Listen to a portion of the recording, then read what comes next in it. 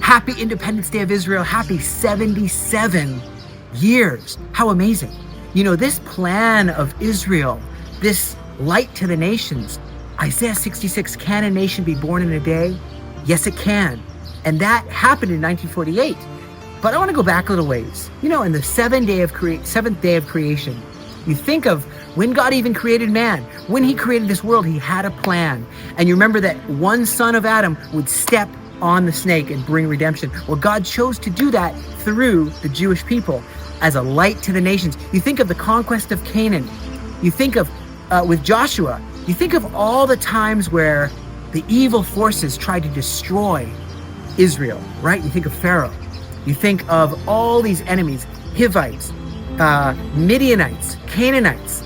You think of the Babylonians, the destruction of the first international house of prayer called the temple. You think of Cyrus coming to allow for the building with Ezra and Nehemiah, right? You think of the Maccabees, how they revolted. The Romans, Herod tried to kill all the Jewish people too. We've been through a lot before the bloodline would bring a redeemer in the Galilee throughout this land of Israel, and that would go through the Galileans around the world. You know, and after that time, most people thought that's it for Israel. You think 70 AD, Titus destroys the entire Second Temple and scatters the Jewish people. Masada falls.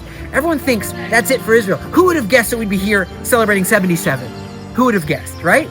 Bar Kokhba revolt. It fails. Everyone's trying to survive, to stay together and keep the Shabbat. Anti-Semitism is happening around the world. Books are being burned. Scrolls are being burned.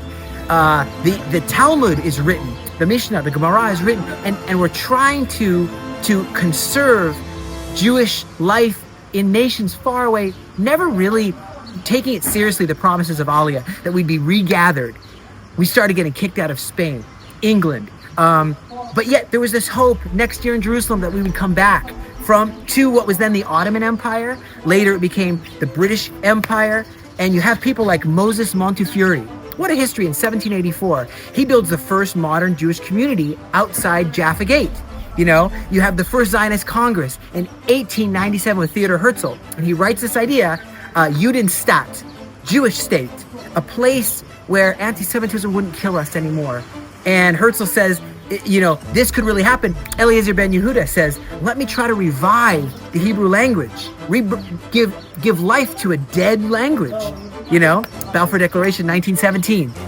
Suddenly the UK and the actual prime minister is backing this up, that there's going to be a Jewish homeland. San Remo Conference, 1920. Suddenly says, yes, we confirm all the major powers of the world, including Japan, are there. Even the Arabs representing, yes, there will be a Jewish homeland. And you have waves of Aliyah coming from Yemen, Russia, Poland, Ethiopia, Iraq. But then the Holocaust happens. You know the story, 1939, 6 million Jews murdered and many others. But then out of the ashes, the Holocaust. In May 1948, a declaration, and that's what we're celebrating 77 years ago. On May 15th, 1948, is on the Gregorian calendar. And we're not welcomed with a fanfare. We're welcomed with a huge war where all of these nations are attacking us. I don't even want to list them all, but we're way outnumbered. All we have is a little militia, the Palmach, the Irgun, the Lehi, the Haganah. But we win and we survive. We start to bring in the exiles from all over the world, from Ethiopia, Operation Solomon, Operation Moses. We start to bring them in and build this land. And I'm here in the first ever kibbutz founded in 1910. And friends, it's not over. The Abraham Accords, the moving of American embassy to Jerusalem in 2018. There's a lot, friends, that is continuing. And let me say this. Jewish people don't just survive, we thrive. Nobel Prizes in science, economics, peace accords, the Iron Dome, and Torah. It's all because of the Torah. And I remember, and I love to tell the stories we celebrate, on that moment of the restoration of Israel, when Ben Gurion standing in Tel Aviv saying, I declare, Ani machriz bezot, Medinat Israel, I declare a state of Israel. And right then, you have a kid named Muhammad. He throws a rock into a cave in Qumran. He hears a crash of a jar, and in there is a Torah scroll. And that Torah scroll has the book of Isaiah, chapter 66. Can a nation be born in a day? Friends, we are experiencing tikkun olam. God is helping Israel to survive and thrive because he's got a plan that's not over. And you know what? There's Christian Zionists that are under attack. What is a Christian Zionist? Well, it's a person who says, I stand with the promises of God. I stand with freedom, with democracy. I stand with the right of the Jewish people to have a state and to live here. And there's global prayer for Israel happening around the world. You've probably been on altar of prayer with thousands and thousands of people praying day and night for the last 5 years. Friends, I want to tell you that prophecy is being fulfilled. Those heroes that I mentioned, and even those like Corrie ten Boom, who helped Jewish people back in the darkest of times, well, we're in another dark time still. Still, this war is continuing. And friends, I want you to open up Isaiah 66 verse 8 with me. I want you to open up Ezekiel chapter 36 and 37. The dry bones are being restored. Nations, Jeremiah 31 verse 10, nations are called to witness this return and be part of it. Zechariah 8 says 10 from the nations will grab hold of a Jewish person and say, I want to go with you.